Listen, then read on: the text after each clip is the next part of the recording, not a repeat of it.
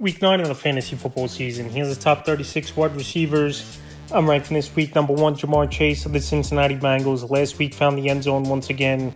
Was chasing that bad loss versus the Philadelphia Eagles. And this week another great matchup versus the Vegas Raiders where their defense can't stop anyone. And Joe Burrow and Ja'Marr Chase have been locked in over the last couple weeks. So once again, I believe Chase goes out there, has a big ball game. Number 2, Justin Jefferson of the Minnesota Vikings all season long. Jefferson and Sam Darnold's been locked in.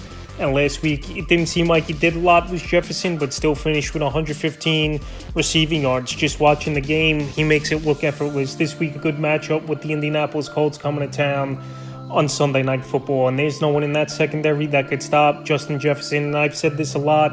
I think he's still the best wide receiver in the league. And this week, he puts up a big number once again. Number 3, A.J. Brown of the Philadelphia Eagles. So this Eagle team, they're playing great football since Brown and Devonta Smith returned to the lineup a few weeks ago. And this week, a great matchup versus Jacksonville Jaguars. Their secondary can't stop anyone. They're banged up as well. And this offense is just going to have a big game overall, I believe, for Philadelphia, like they did last week versus the Bengals. So A.J. Brown, I think he's in for a great ball game. Number 4, CeeDee Lamb of the Dallas Cowboys. CeeDee Lamb finally had the breakout game last week. 13 catches, over 140 yards. Found the end zone twice. And this week, a good matchup indoors on the fast track at the Atlanta Falcons, where we know their secondary isn't all that great. CeeDee Lamb and Dak last year after the bye week exploded in terms of putting up fantasy points and winning games. And this week at Atlanta, I think the good times will continue. Number 5, Amon-Ra St. Brown of the Detroit Lions. So last week, an easy game it was for Detroit, winning 52-14. Special teams and defense put them in great positions and their running game. And St. Brown, 2 catches, 7 yards, and found the end zone. So this week in a tough contested ball game, I believe, at the Packers, where I know their defense has been good, but definitely beatable. I think St. Brown bounces back with a big ball game this week. Number 6, Puka Nacua of the Los Angeles Rams. Always good to see Puka out there last week, and he didn't miss a beat coming out. Over 100 yards in that ball game. This week, a great matchup at the Seattle Seahawks, a secondary that can't stop anyone all season long. And Puka Nacua, as long as he's healthy, he's a top 10 option weekly. 7, Tyreek Hill of the Miami Dolphins. So with Tua back in the lineup, obviously this offense is high-powered once again for Miami, even though last week they blew the ball game and lost 28-27. In that one was Miami to the Arizona Cardinals. But this week, a matchup with Buffalo, a team he's very familiar with.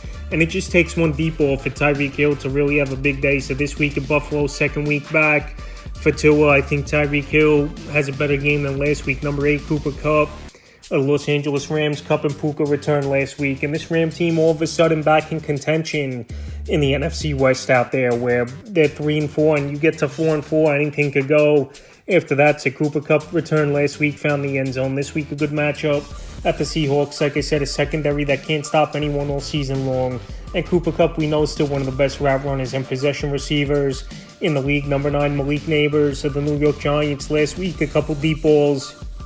Him and Daniel Jones just missed on for Nabers, but he still finished with a decent performance. He's getting peppered with targets left and right. And this week, another ball game where they're most likely going to be trailing early and often in New York, where Malik Nabers in garbage time, we're just playing catch-up versus the Commanders, where they're middle of the pack secondary. I think he goes out there and has a good ball game. His name is this week, number 10, Drake London of the Atlanta Falcons. London, it's been a good season for the most part for him. I know last week it was a down game. We didn't see much from London, but this week a great matchup versus the Dallas Cowboys, a defense that can't stop anyone and dealing with a lot of injuries. We'll see if Parsons returns and DaRon Bland in this ball game, but to be honest, I don't think it matters. I think Drake London goes out there versus suspect secondary and a bad defense over the last few weeks and has a good ball game. Number 11, Chris Olave of the New Orleans Saints. Olave returned last week at the Chargers coming off concussion. And with the quarterback problems over there in New Orleans, he still overcame it and got over 100 yards in that ball game. So this week here, a great matchup with the Carolina Panthers. Obviously one of the worst teams in the league. They can't stop anyone. And Chris Olave, when that ball's getting to him, he's good yards after catch. And he's a good receiver that's going to make plays. Number 12, Terry McLaurin of the Washington Commanders. So Terry McLaurin, easily the number 1 option in this passing game, obviously, for this Commander team. And last week, not a lot of targets, but still had a pretty solid ball game in that nice victory versus the Chicago Bears. So this week in a matchup at the Giants, a team he's owned throughout his career, playing his whole career in the NFC East. I think Scary Terry's of his bigger games of the year. 13, Brian Thomas Jr. of the Jacksonville Jaguars. I know Brian Thomas, he's banged up with the rib injury. Initial reports were 2 to 4 weeks he was going to be out, but now the reports are day-to-day from Doug Peterson. Thomas, he's taken the league by storm in his rookie year this year. And a great rookie class it was, obviously. Malik Nabers, Marvin Harrison, Brian Thomas Jr., Ladd McConkey. And this week at Philadelphia, a game they're most likely going to be trailing early and often, have to play catch-up in a lot of garbage time. And as long as he plays, Brian Thomas is a top 15, 18 option weekly, I believe. Worst case, 14, DK Metcalf of the Seattle Seahawks. And Metcalf, he almost suited up last week. He was trying to push to get into the game. And now the Seattle Seahawks team, it's been a train wreck for them, losing 4 out of 5 games. This week a matchup versus the Rams, a beatable secondary, obviously. And DK Metcalf's had a good track record versus the NFC West opponent. So this week, if he's back in the lineup, I believe he's going to get peppered with targets. And Geno Smith and the Seahawks missed him mightily. Number 15, Jayden Reed of the Green Bay Packers. I believe Jordan Love has a good chance of playing in this ball game. It's only a groin strain. We'll see as the week goes on and the practice reports come out if he's going to play. And Jayden Reed, I know the last 2 weeks the numbers are down, but he's one of the best yard after catch wide receivers in the league. And even if Malik Willis is in there, we've seen him do damage early in the season. So this could be a potential shootout with the division rival, the Lions. We saw Calvin Ridley, who did nothing all season long, go out there, have a big game versus defense. And it wouldn't be surprising to me if Reed does similar things. 16, Devonta Smith of the Philadelphia Eagles. So Smith, he found the end zone last week on a long 45-yard touchdown. And this offense is hitting on all cylinders over the last few weeks. And this week, a great matchup with the Jaguars coming to town. Their secondary can't stop anyone. Seems like weekly receivers are going out there and having big ball games. And Devonta Smith, we know he's a big boomer bust type of wideout. But this week, I think, once again, he's in for a good week. 17, Marvin Harrison Jr. of the Arizona Cardinals. So last week, first half, he didn't do nothing in that game versus the Dolphins. And then second half, him and Kyler Murray on the comeback trail were hitting for big plays. This week with a decent matchup versus the Bears. I know pretty solid D in the secondary.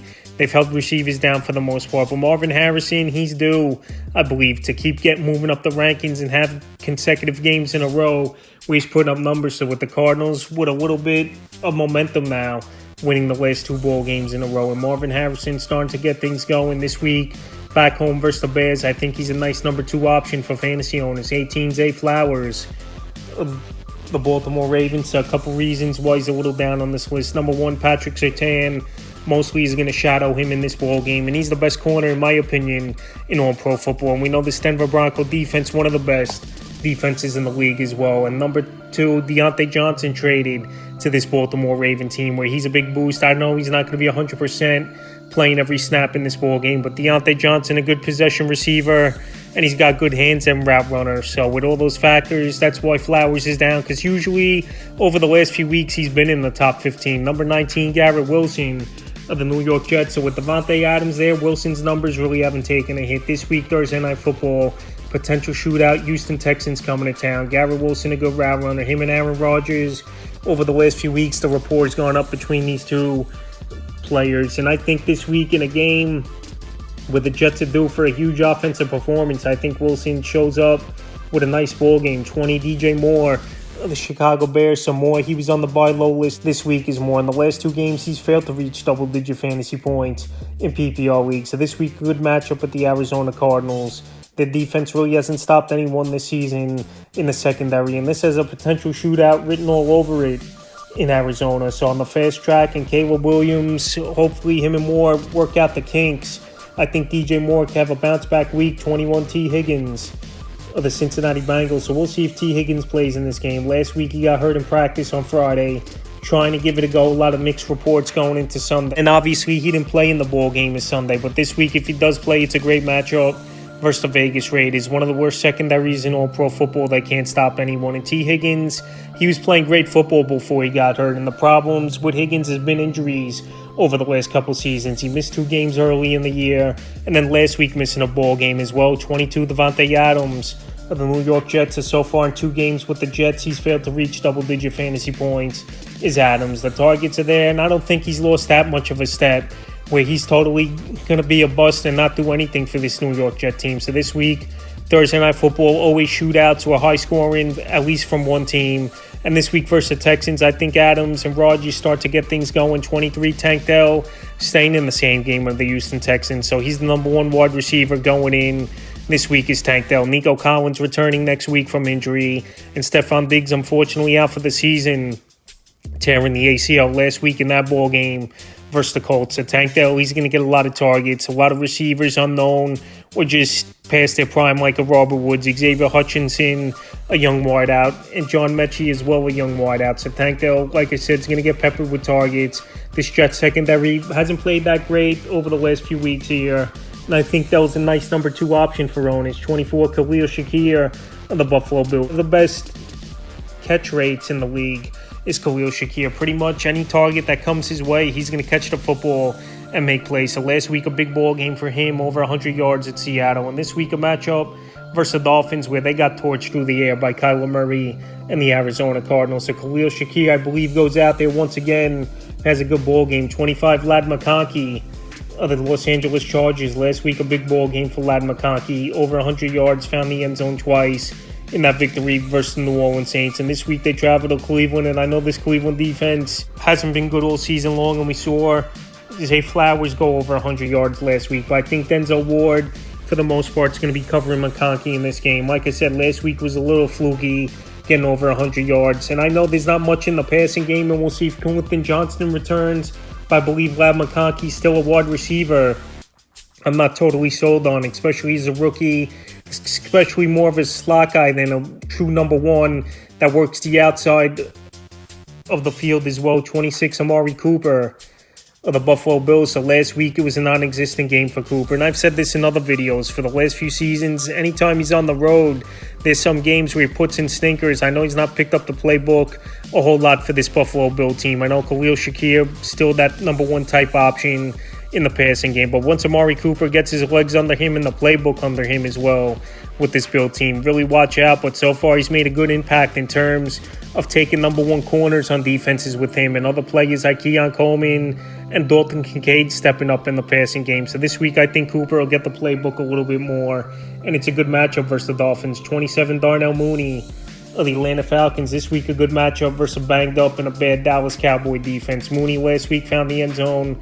once again, where he had great success this season in the 2 games versus the Tampa Bay Buccaneers. And this week versus the Cowboys, I think Kirk Cousins could go out there, spread that football out, and a lot of his players will have good value. 28, Cedric Tillman of the Cleveland Browns, right now operating as the number one wide receiver, it looks like, for Tillman. The last 2 weeks since the Cooper trade, week 7, 8 catches, 81 yards, a 2-point conversion in that ball game. And then last week in the upset victory versus the Baltimore Ravens, he went for 7 for 99 and 2 touchdowns. So this week, a pretty good matchup versus the Chargers. They're vulnerable through the air at times. We saw last week Chris Olave get over 100 yards in that one. And Cedric Tillman and Winston, they've had a good rapport, playing with the second team and in preseason as well. 29, Jalen Waddle of the Miami Dolphins. So Waddle, I've been down on him this season a lot. Last week we didn't see much from Waddle, and he's only had 1 double-digit fantasy game all season long. So this week, a tougher matchup in Buffalo. The defense has definitely clamped down over the last few weeks. Last week, Jackson Smith and the jig with Tyler Lockett didn't do much. And we know this offense is about Tyreek Hill and Devon Achane for the most part. So Waddle, once again, he's a back-end flex option. 30, Jacoby Myers of the Vegas Raiders. Last week, it was a nice ball game for Myers. Obviously, the number one receiver on the roster with Devontae Adams shipped off to the Jets a few weeks ago. But I still believe Brock Bowers is the number one option in the passing game overall. So this week, a decent matchup at the Cincinnati Bengals. But with Gardner Minshew in there, quarterback, you just don't know what you're going to get. I know Minshew's a gunslinger. I know last season he had some success with the Indianapolis Colts. But this year, Jacoby Myers, it seems like with injuries and inconsistencies, he's not really a receiver I have a lot of trust in. 31, Keon Coleman of the Buffalo Bills. So over the last few weeks since the Amari Cooper deal, Coleman's gone out there and he's making big plays for this Buffalo Bill team. So this week, a good matchup versus Miami. Like I said, the last 2 weeks, big games. Week 7 versus Tennessee, 4 catches, 125 yards. And then last week at Seattle in week 8, 5 catches, 70 yards, and found the end zone. So Keon Coleman's getting separation. Now he's got 2 or 3 corners on him instead of number 1 on other teams. And this week, I think he's another solid flex option. 32, Deontay Johnson newly acquired from the Baltimore Ravens. So the Ravens, they thought they needed an upgrade at the wide receiver position. They traded for Deontay Johnson for a 5th rounder.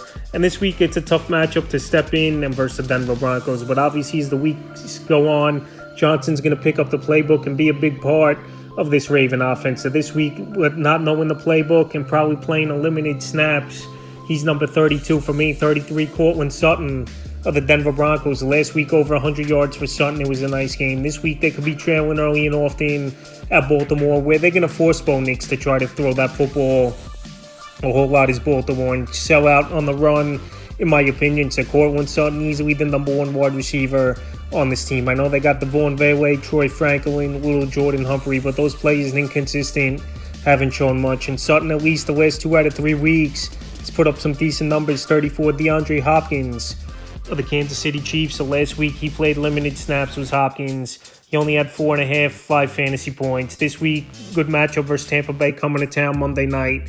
One of the worst secondaries is in all the league. We saw teams just go up and down the field weekly versus Tampa Bay. So if Hopkins knows the playbook a little bit more and gets more rapport with Patrick Mahomes, as the weeks go on, I think he'll move up the rankings. 35, Romeo Doubs of the Green Bay Packers. So Romeo Doubs, he's been an inconsistent wide receiver in the first few seasons of his NFL career. But after the suspension the last couple weeks, he's gone out there and he's making plays. So we'll see if it's Malik Willis or Jordan Love in this ballgame. But I believe Jordan Love's going to start. This could be a potential shootout versus the Detroit Lions. But besides Jaden Reed, Tucker Kraft, and Jacobs for the most part, guys like Dobbs, Latavian Wicks, and Christian Watson are inconsistent more weeks than not. So Dobbs is a flex option to me in the 36th and final receiver on rankings. Wan'Dale Robinson of the New York Giants. Wan'Dale Robinson, he's been pretty decent in PPR leagues this season. This week, a matchup versus the Commanders, where the Giants most likely will be trailing early and often. And Robinson fits this offense like a glove. Underneath route runner,